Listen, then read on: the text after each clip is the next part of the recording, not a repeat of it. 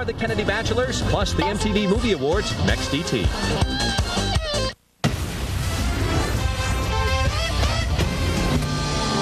Everyone on our set knew that Bob was gay. I remember her kissing and licking my earlobe. The Brady Bunch, the stories you never knew, the home movies from the set of America's favorite TV family. In Tiger's doghouse, a full makeout session. The sex, the scandal, the fights on the set. How bad did it get? Bad. We set the record straight about Cindy Brady's X-rated movie credit. I did participate in one porn film. Greg, high on the set, and the truth about his real-life date with his TV mom. I was going to put all my moves on her. I was kind of like a teacher to him. The original script, the recent reunion. We really are family. The reason I'm here. The tragedy of TV dad, Robert Reed. Can you imagine the turmoil that he must have been in and the conflict? I'm here at Encounters, a local gay hangout Robert used to frequent. Fights with the producers, his drinking during the day. Did you ever see him drunk on the set? His estranged daughter from a 2-year marriage, then a diagnosis with HIV. If Bob should happen to cut himself, don't kiss his wound. Why Reed didn't have a will, and the kids' regrets over not saying goodbye. I never told Bob how much he meant to me. Behind the rumors, behind the headlines, behind the Bradys. This is Entertainment Tonight, the most watched entertainment news program in the world. Hi, everybody, and welcome to our Entertainment Tonight in-depth look at the Brady Bunch. I'm Bob Goen. And I'm Jan Carl. It's a little overgrown now. There's a fence in front. And back then it seemed so much bigger. Yeah, it did. But this was 4222 Clinton Way, the house where the Brady family grew up in front of our eyes. Now, behind these walls were stories that the public never knew. There was marijuana, there was drinking, on-the-set sexual encounters, and secrets that one of the stars would carry to his grave. It's a theme song familiar to millions of TV viewers. The original script bears the title The Brady Brood, but the show that became known as The Brady Bunch took 4 years to sell. Even though it never made it into the top 10 during its 5-year run, it has earned a place in television history thanks to the chemistry between its principal actors. It's an unconscious thing that we have. I know I always care very much about Bob, and it's become just an unconscious thing of being together for so many years. Yeah, it's true. We really are that way. Joined at the hip, kind of.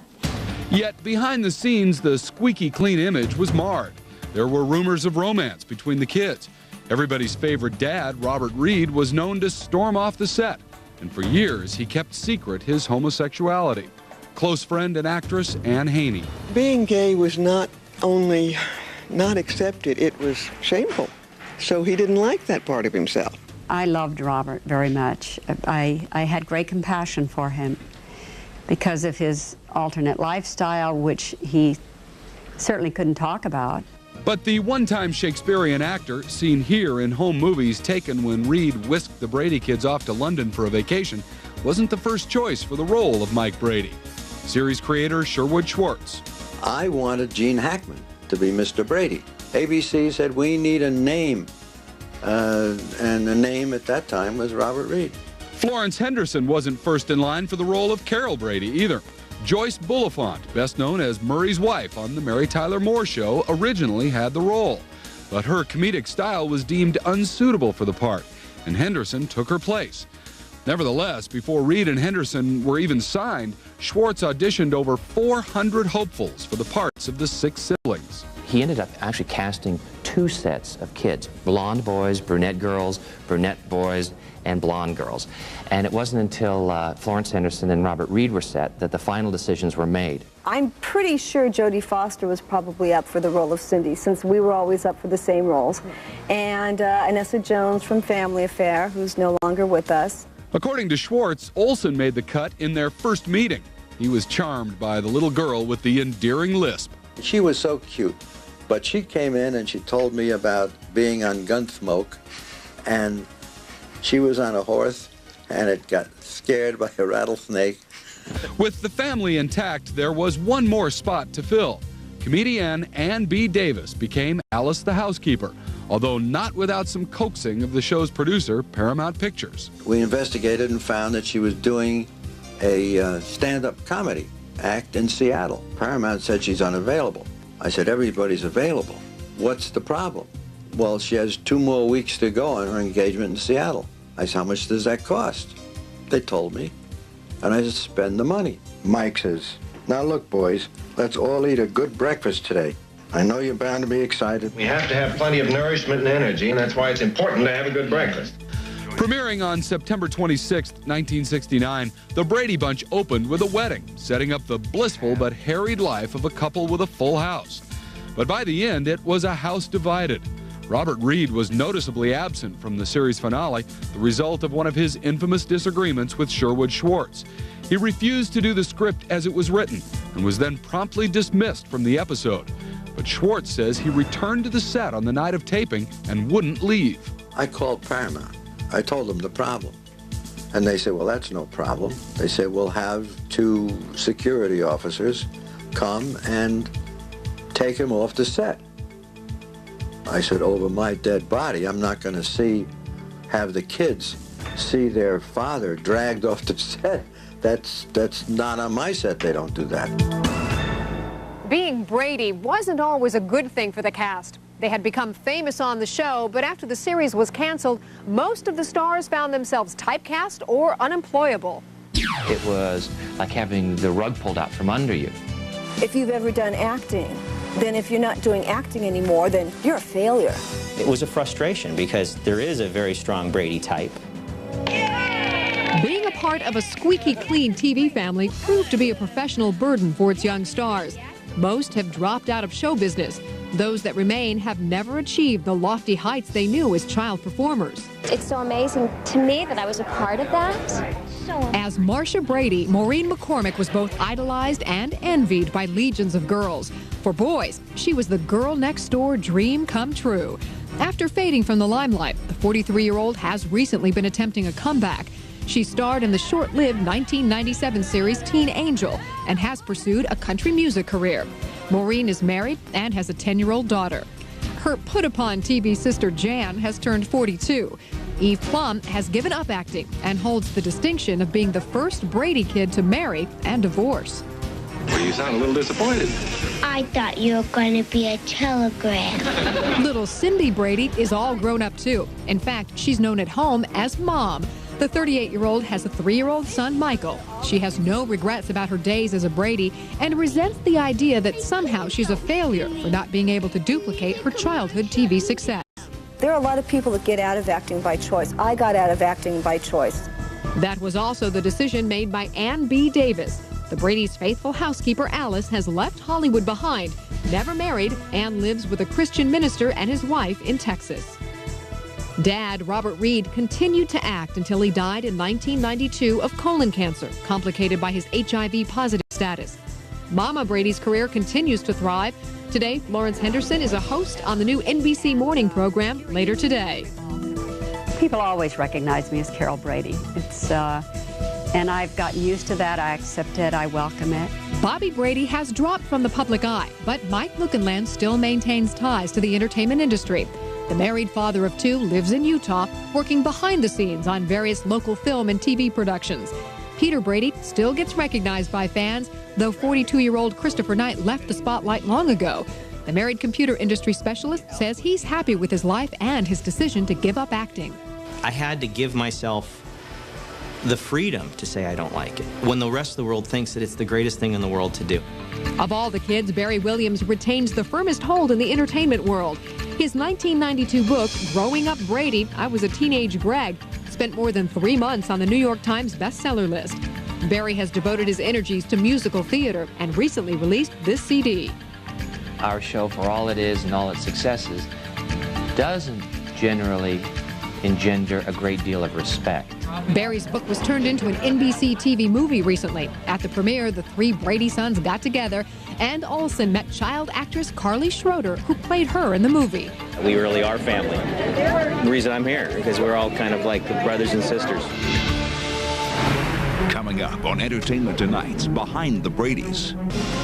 The dark side of Mr. Brady. why he hated his role as TV's favorite father. He could be a real pain in the butt.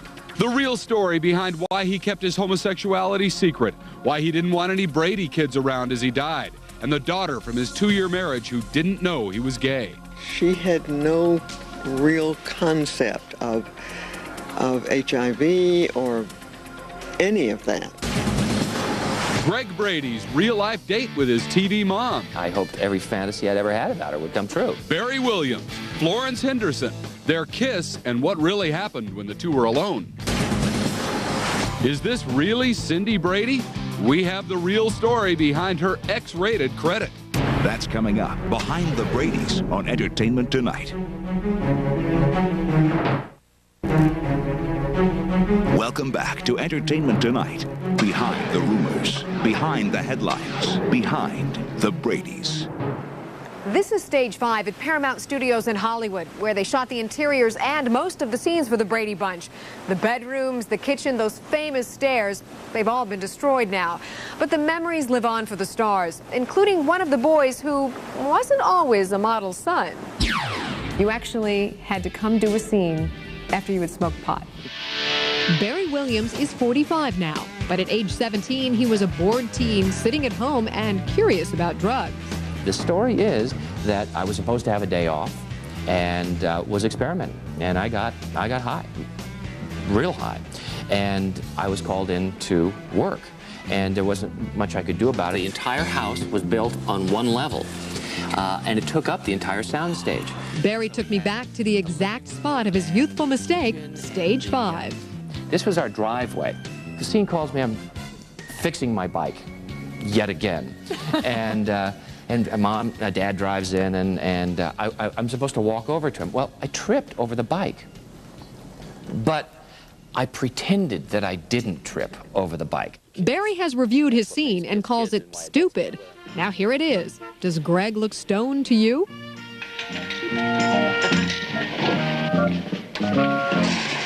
Hi, Dad. And I'm starting to create with line readings, and I want to rewrite the scene and Far out. Well, it doesn't look very seaworthy. As a matter of fact, it doesn't even look very bathtub-worthy. I do remember him acting really weird that day. I remember it very well. But I thought, well, that's just Barry. He's a teenager. He's weird. I had no idea. I gave the safest, most conservative performance I could muster and got the heck out of there, and I didn't repeat the performance. Far out. Barry Williams says his whole Brady high left him feeling self-conscious and, quote, as fake as the turf in the Brady's backyard.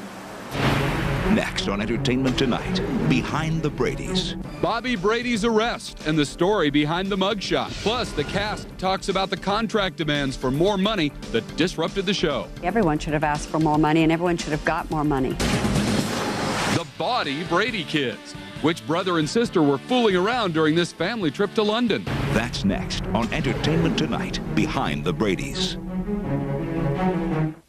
To Entertainment Tonight, behind the rumors, behind the headlines, behind the Bradys. Back here at the Brady house, they may have seemed like the all-American family, but in real life, the Bradys had a dark side. Demands for more money on the set, a drunk driving arrest, and rumors that one of the Brady girls appeared in an X-rated film. And I did participate in one porn film called Love Probe from a Warm Planet. What? Little Cindy, Susan Olsen, worked on an adult film? Susan Olsen?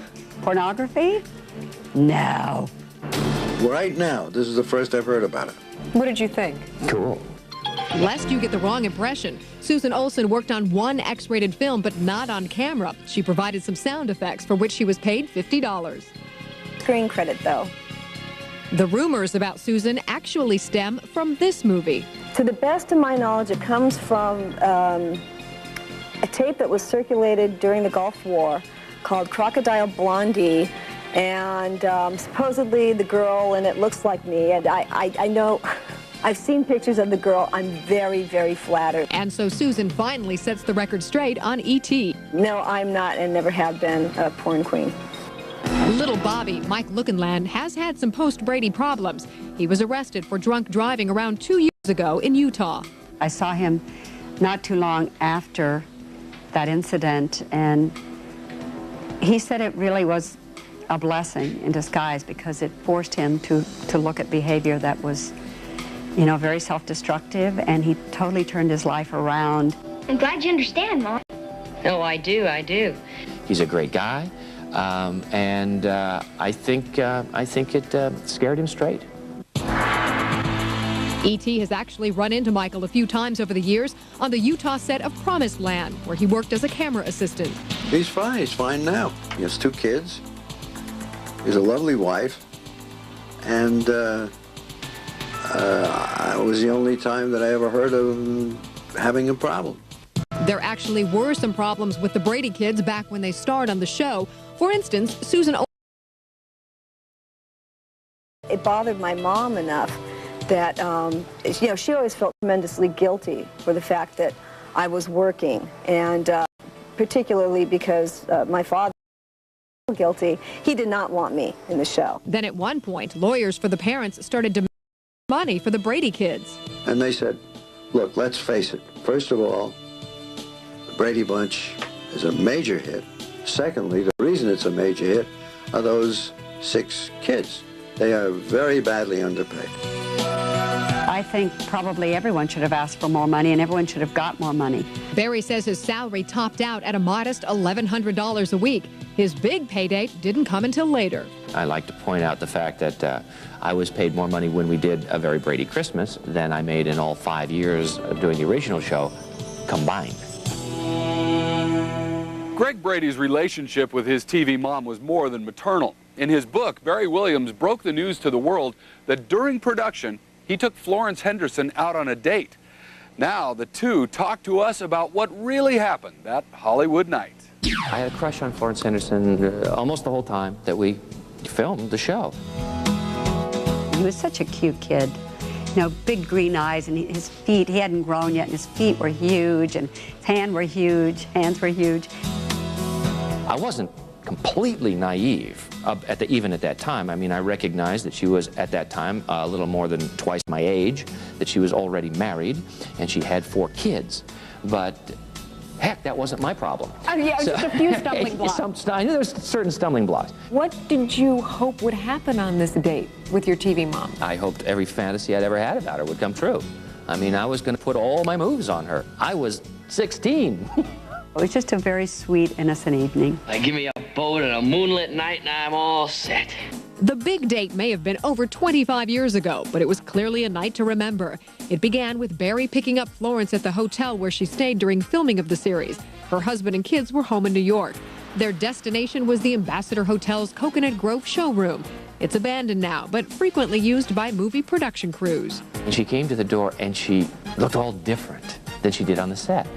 Now she was in her Florence Henderson makeup instead of Carol Brady, which was even more attractive. His brother had to drive him. He wasn't old enough to drive without a licensed driver, and he drove him to the hotel. Then I drove us on to the Coconut Grove, to the Ambassador Hotel.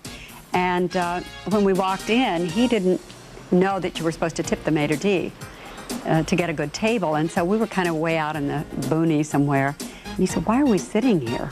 And I said, "Well, you kind of have to give the maitre d' some money." So he goes back and he gives the maitre d' some money, and we get moved to a better table. I think she, to her credit, was not patronizing to me. She did let me take charge of this evening. I was kind of like a teacher to him, not like the one that that makes the news all the time, that's in prison. I did not have those kind of tendencies, thank God. Now, there is one disagreement between Barry and Florence. It's that goodnight kiss. He gave me a kiss on the cheek, and you know, it was just a very sweet, innocent evening. I gave her a hug and gave her a kiss. In my mind, this was on the lips, which in my mind was a romantic kiss. You were supposed to be in by 11:30. Sorry I woke you up, Bobby. One thing is for sure, they never dated again because everyone on the set found out about it. It was just the dreams of a boy whose hormones were starting to kick in, and Florence knew that as well as I did. The crew was starting to make fun of me. And then I realized that whenever Florence Henderson would get, like, within proximity of me, I was just breaking down into some really awkward postures and kind of giggling and being silly and, you know, and being stupid, being a teenager. And so they had surmised. And so I was embarrassed, frankly. And as a result, I turned my emotions into a more normal channel. Next, Behind the Bradys on Entertainment Tonight. Kissing in the doghouse, making out with Marcia. The stories from the stars of how the hormones were raging inside the Brady house. Was there kissing and petting? Yes. Robert Reed, the gay life he tried to keep secret, and the daughter who didn't know about his homosexuality when she guest starred on the show. You're going to have to deal with, as a grown woman, that your father was gay. Robert Reed's close friend describes his lonely final days. That's coming up on Entertainment Tonight, Behind the Bradys. Our in-depth look at the real-life stories of the Brady Bunch. I'm Bob Goen. And I'm Jan Carl. Put 6 kids together in one house, lock them on a stage for 12 hours a day, mix in some raging hormones, and what do you get? Well, a recipe for hanky-panky between the Brady brothers and sisters. Okay, gang, let's go. Come on, man. Ladies first. Oh, no, it's my age. On screen, they were 6 siblings as wholesome as the day is long. But despite their family ties, when the director yelled cut, this 6-pack of pubescent players really went into action. Susan Olsen and Michael Lookenland, for a while, paired up. They were the first, actually, to do that. It's hard to believe, but the littlest Bradys, Susan Olsen and Mike Lookenland, were the first to consummate their union. Well, sort of. We go into Tiger's doghouse, kind of, to be alone, and it was this game we were playing that we were in love, and that we got married on the set. We had a fake ceremony. Big sisters Jan and Marcia only added fuel to the fire. Even Maureen used to throw me in the dressing room with him and lock the door and say, go at it. And we didn't know what to do. Nowadays, I guess when 7-year-olds say that they're making out, they're really making out. But back then, we didn't really know what we were doing, so there's a lot of closed-mouth kissing and hugging and going, I love you. But even as the youngest pair of TV siblings were getting to know one another in a whole different way, their older counterparts were also getting busy. What's going on here? Well, we can't even make a movie. Eve Plum and Christopher Knight caved into their teenage desires one night as the cast was sailing for England aboard the QE2. To say it was a pleasure cruise would be an understatement. And then there's a knock on the door, and it's Eve coming to my room. I mean, this was set up on all of their parts for Chris, So I remember her kissing and licking my earlobe. And I liked it, and I was 14. I still didn't know what to do with it, but it was sort of like one of those bookmarks. This is interesting. Chris admits that his and Peter's come very slowly. Which leads us to Marcia and Greg. You want to scare the fish to death? Okay, so we goofed. It's fair to say that any teenage actor who's gone out on a date with his TV mom would no doubt make a play for his TV sister. And Barry Williams would be the first to tell you that he did. Was there intimacy? Yes. Was there kissing and petting? Yes. Did it ever develop into a full-fledged 4th of July spectacular that I had kind of secretly hoped for since the first day I'd laid eyes on her? No. And Barry says there was no shortage of people around on the set whose #1 job was to make sure things didn't go too far. We had directors and producers, and we had crew, and we had our parents, and we had our school teachers, and we had all these powers that, you disappear for 5 or 10 or 20 minutes on the set. They come a-knocking. But leave it to the sensible sibling Peter Brady to put all the high-spirited hanky-panky into perspective. And this kind of stuff can only be looked at fondly. It's just kids. Bobby Brady was the youngest Brady. When the show started, he was 8 years old. When it ended, he was 13. Now, as the Brady Bunch became established, one thing became more and more certain for the show's producers. Their TV dad was a problem. Robert Reed would argue with them and nitpick about the most mundane things, and the rest of the cast would end up in the middle. For millions of fans, he will forever be known as Mike Brady, the perfect surrogate sitcom father. But Robert Reed never wanted to be remembered for the Brady Bunch. and he secretly despised the role. He was a great actor. He was a wonderful human being. He was a very private man. And he could be a real pain in the butt. A classically trained actor, Reed had studied at the Royal Academy of Dramatic Arts. He considered situation comedy to be beneath him. He didn't even want to film the pilot for the Brady Bunch, but he did so to fulfill a contract with Paramount, the studio behind the show. When a star doesn't want to do something, you're going to have trouble. Sherwood Schwartz says Reed was a problem from the very beginning. The actor insisted that even the most comical plot lines should be logical, and often refused to act if he didn't get his way. Bob Reed used to go through the script with the script in one hand and the Encyclopedia Britannica in the other hand. And if there was any difference, he'd walk off the set. Sherwood says he tried to hide those arguments from Reed's young co-stars, but that was nearly impossible. How bad did it get? Bad. The two of them really came at the approach to our show from different corners. He was absolutely stubborn and in his resolve to not laugh at anything that they did. In one infamous incident, Robert stormed off the set because he was asked to say that the Brady kitchen smelled like strawberry heaven. He insisted strawberries had no odor when cooked. So I said, well, Bob, can you say, hey, this looks like strawberry heaven? And he said, oh, I could do that. Well, that little interlude cost Paramount maybe $50,000. Yahoo! I would always say to him, Bob, we're not doing Shakespeare here. This is a sitcom. This show is light. It's to make people laugh. Reed's conflicts with Schwartz continued over the years. Rumor has it he even showed up on the set drunk to protest scripts. But the Bradys don't agree on that one. Bob used to enjoy his cocktails. I was never aware of him having any problem, and he never came on the set that I know of wasted. A couple of times he had a long lunch, let's put it that way. Did you ever see him drunk on the set? Oh, sure. There were some isolated incidents with Robert that affected the filming, and yeah, I think he was being rebellious. And it was that rebellious nature that kept Robert out of the sitcom's final show. In the episode, Greg's hair turns orange after he uses a hair tonic. Reed said that was impossible and demanded the script be changed. And he said, well, I'm not going to do the show unless you change that element in the show. But I don't think he did it out of meanness or a sense of superiority. I just think he cared, and that was his way of expressing it. Robert Reed once said in an interview, quote, I should have tried to get out of the show rather than inflict my views on the cast. Coming up on Entertainment Tonight's Behind the Bradys. Robert Reed's homosexuality and why he had to keep it a secret. That could have caused the end of our show. The rumors on the Brady set, how Mrs. Brady discovered he was gay, and what the kids felt about their TV dad's lifestyle. I learned that Bob was gay when I was 9.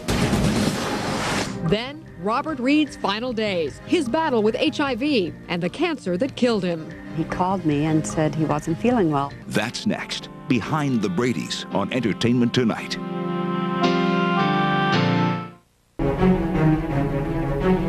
Welcome back to Entertainment Tonight. Behind the rumors, behind the headlines, behind the Bradys. Robert Reed lived about 20 minutes from this Brady home in the city of Pasadena, California. Now, this is a place best known for its conservative politics and its images of Americana because of the Rose Parade. But Robert did not fit that mold. TV's Family Man had a hidden side, his homosexuality. Our Mark Steinis has the story. Everyone on our set knew that Bob was gay.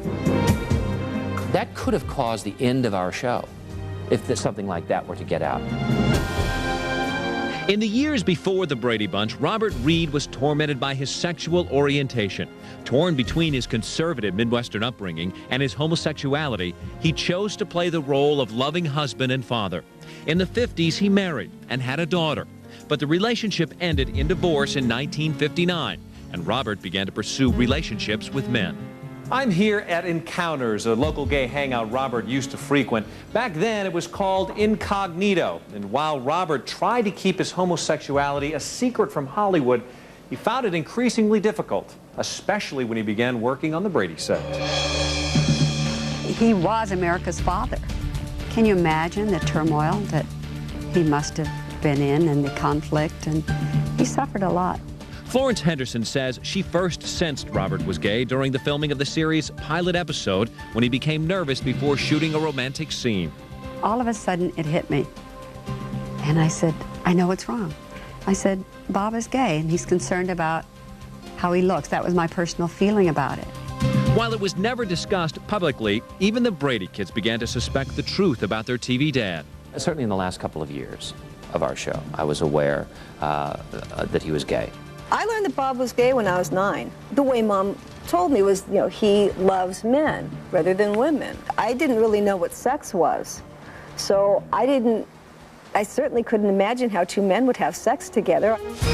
Those who knew Robert was gay respected his desire to keep it a secret. When it came to homosexuality, the 70s were still a conservative time in Hollywood, and Robert feared the truth could damage his career. It was a great rationalization. He could say, it's for the show. I can never come out because of the show. So I don't think he ever had to confront that issue. Robert's longtime friend, actress Anne Haney, says even after the series went off the air, he still protected his wholesome image. We've been out there quite a bit, haven't we, Bob? Certainly have. Yes. We slept together for 5 years, Well, on the Brady Bunch. It was in the years that followed the series that Anne and Robert became close friends. They often took trips together, but Anne knew not to question Robert about his romantic life. I realized very on that it was not a subject that we were going to discuss. And I would go have a drink with Bob, and I would go back to my room. Bob would go out, and I have no idea where he went. And it was never discussed what went on from the time I left him to the time I saw him the next day. As the Bradys reunited for a series of TV specials in the 80s and early 90s, Reed continued to live a double life until his world came crashing down around him.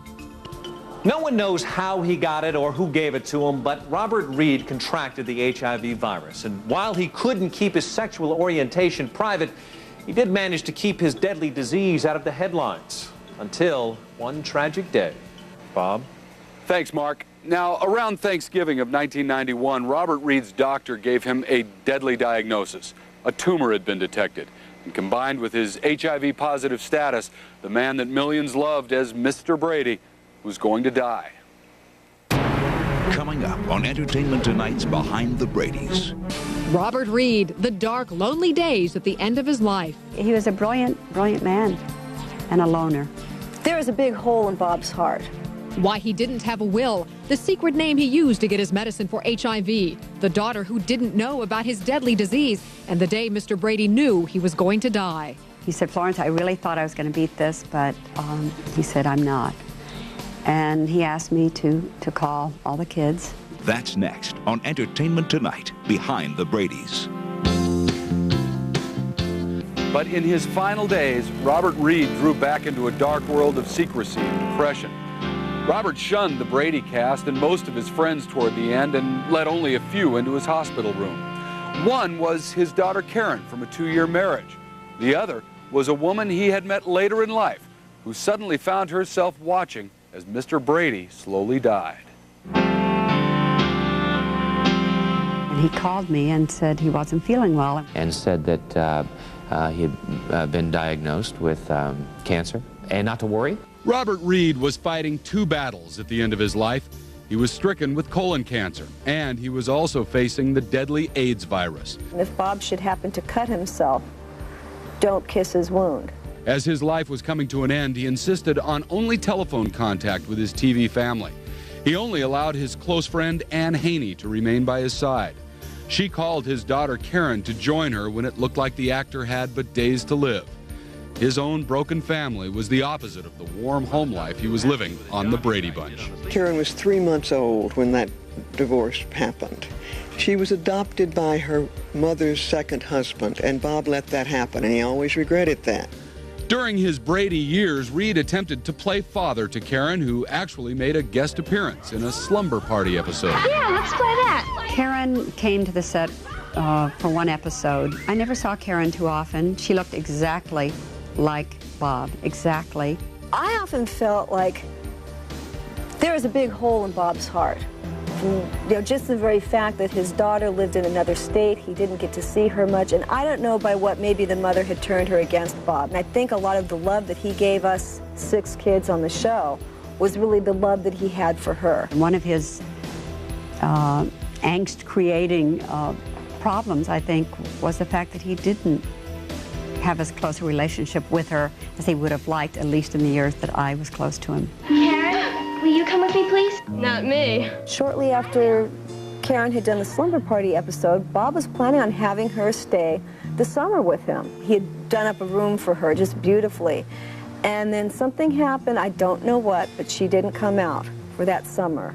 And I knew that Bob was very sad. Reed's TV family never knew what had gone wrong in Robert's relationship with Karen, but Ann Haney says she brought about a reconciliation years later after Karen was married and had had a baby. They had been estranged for a long period of time, and once he had a grandson, she had a child, and I kept saying, Bob, come on, this is your grandson. So finally they had begun to get back together just a little bit, and then he got sick. Haney broke the news to Karen that her father was gay and that the AIDS virus was complicating his cancer treatment. She had no real concept of HIV or any of that. So it was a very strained situation, because this, after all, is her father. Now, you're going to have to deal with, as a grown woman, that your father was gay. Reed hid his HIV status from the world and even had Haney pick up his AZT medication for the virus under his given name of Reitz, so that no one would find out. He didn't want anybody to know he was having it. I mean, you can't say, Robert Reed. I mean, if that goes into a pharmacy, it's going to go all over the newspapers. Chemotherapy had caused Reed to lose his hair, and Haney says it wreaked havoc with his immune system, but his spirit remained strong. He got very weak, and of course we had to do the wig, but he wasn't willing to give up, and I could tell from the way he was talking that it was much harder than he was letting anybody know. Reed handled his intense pain alone at his Pasadena home, and a visit to his physician confirmed the worst. Dr. Green came in and he said, it's not good, and Bob said, what have I got, 6 months to a year? And Dr. Green said, 3 months, maybe. His condition had worsened until Haney had to take him to Pasadena's Huntington Memorial Hospital. He knew when I was driving him there, he said, if I go into the hospital, I'll never leave. While in the hospital, Haney encouraged Reed to write a will, but he never did. He was not enormously realistic about that part of it. Shortly before he died, he called me and he asked, he said, Florence, I really thought I was going to beat this, but he said, I'm not. And he asked me to call all the kids. I talked to him 2 days before he passed away, and I told him I loved him. I never told Bob how much he meant to me, so I wrote a letter that he held a very special place in my growing up that I never told him before, so I got that out. Robert Reed died alone on May 12, 1992. His death certificate lists the official cause as colon cancer aggravated by the AIDS virus. The Brady Bunch reunited later to say goodbye to their TV father at a memorial service Barry Williams organized. His remains are buried in Skokie, Illinois, next to members of his family. His gravestone is adorned with the theatrical masks of comedy and tragedy, bearing the inscription, "Good night, sweet prince." He was a very proud man, a very private man, and really died with a great deal of courage and dignity. In the year before his death, Robert taught Shakespearean acting classes at UCLA. He told friends that that's what he would be doing for the rest of his life. As Nick at Night reruns The Brady Bunch almost daily. Yeah, there is still such a fascination with this show, just like the subject of next weekend's Entertainment Tonight. The real designing women. Take care. You always hear rumors, and I heard rumors that the network was going to fire me if I didn't lose weight, so I start, panicking.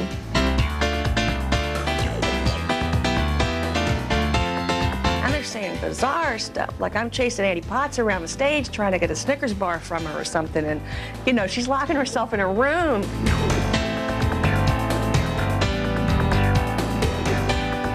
I would just get so down and so depressed, and and figure that I should just, quit the business if I'm just this fat cow. And Annie would, say, It doesn't make you any less sweet or any less funny or any less beautiful. I just kind of started to shut down and was not this fascinating persona you see before you today. I just, kind of just shut down and wanted to disappear and not draw any attention. Please don't notice the fat girl over in the corner. This is my first feature, so I've just been like a 4-year-old.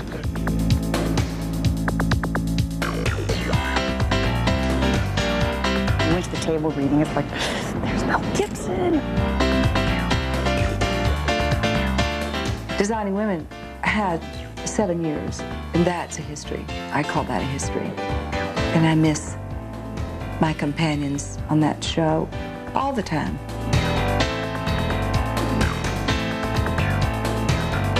It was so well written, and we were so damn good. Entertainment Tonight, always there.